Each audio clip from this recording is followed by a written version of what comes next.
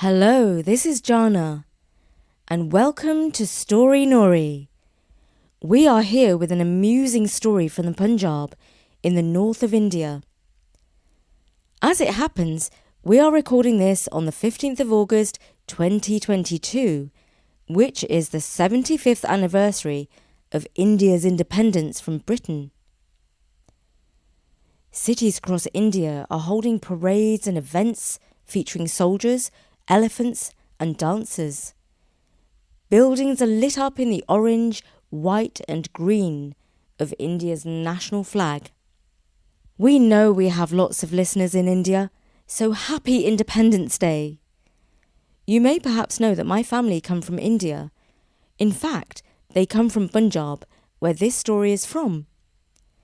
Anyway, as a special tribute to India, I've asked Story Nori's founder, Bertie, to read this story. The Greedy Bear. Once upon a time, a poor woodman and his wife lived in a tiny hut close to the orchard of a rich man, so close that the branches of a pear tree hung right down over their yard. It was agreed between the rich man and the couple that if any of the fruit fell into the yard, the couple would be allowed to eat it. So you may imagine with what hungry eyes they watched the pears ripening and prayed for a storm of wind or a flock of flying foxes or anything that would cause the fruit to fall. Apart from the pears, the couple did not have a rich choice of foods to eat, but they did have plenty of yellow lentils, ghee and some spices. The wife was particularly good at making the dish called dal. What an appetizing smell it had, to be sure. The woodman gobbled it up as soon as it was ready. But one day his wife said, No. Not until you fetch some dry wood. Off you go. So off he went into the forest and began to hack and saw away at the wood, and with each cut he seemed to smell the savoury dal. Just then a bear came swinging by, with its great black nose tilted in the air and its little keen eyes peering about. For bears, though good fellows on the whole, are dreadfully inquisitive. "Peace be with you," said the bear. "And what may you be doing with that bundle of wood?" "It is for my wife," returned the woodman. "The fact is," he added confidentially, "she has made such wonderful dal for dinner that if I bring in a good portion of wood, she is pretty sure to give me a plentiful portion. Oh, my dear fellow, you should just smell that dal." At this the bear's mouth began to water, for like all bears, he was dreadfully greedy. "Do you think your wife would give me some too, if I brought her a bundle of wood?" he asked anxiously. "Perhaps, if it was a very big load," answered the woodman craftily. "Would 400 weight be enough?" asked the bear. I'm afraid not," returned the woodman, shaking his head. "You see, dal is an expensive dish to make. You need plenty of ghee and loads of yellow lentils and—" Would 800 weight do?" "Say 1/2 ton, and it's a bargain," said the woodman. "Half a ton is a huge quantity," sighed the bear. "There is saffron in the dal," remarked the woodman casually, which wasn't true because saffron is terribly expensive. The bear licked his lips and his little eyes twinkled with greed and delight. "Well, it's a bargain.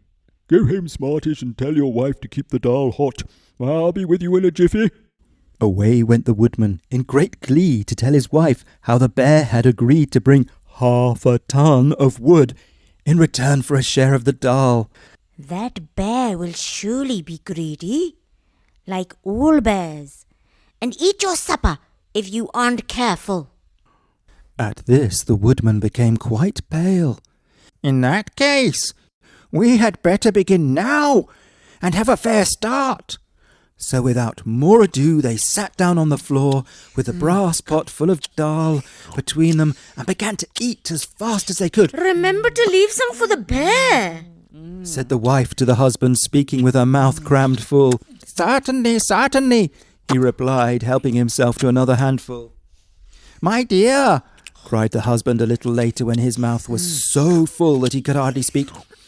remember the poor bear.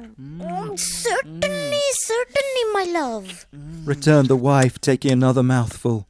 And so it went on till there was not a single grain left in the pot. Oh, what is to be done now? said the woodman. It's your fault for eating too much. my fault? retorted his wife scornfully. Why, you ate twice as much as I did. No, I didn't. Yes, you did. Men always eat more than women. No, we don't. Oh, yes, you do. Well, it's no use quarrelling about it now, said the woodman. The dal's gone and the bear will be furious. That wouldn't matter if we could get the wood. I'll tell you what we must do. We must lock up everything there is to eat in the house. Leave the dal pot by the fire and hide in the attic. When the bear comes, he will think we have gone out and left his dinner for him. Then he will throw down his bundle and come in. Of course, he will rampage a little when he finds the pot is empty, but he can't do much mischief. And I don't think he will take the trouble of carrying the wood away. So they made haste to lock up all the food and hide themselves in the attic. Meanwhile, the bear had been toiling and moiling away at his bundle of wood, which took him much longer to collect than he expected. However, at last he arrived quite exhausted at the woodcutter's cottage. Seeing the brass dal pot by the fire, he threw down his load and went in. And then, mercy, wasn't he angry when he found nothing in it? Not even a grain of rice, nor a teeny-weeny bit of ghee, or a little pulse, but only a smell that was so uncommonly nice that he actually cried with rage and disappointment.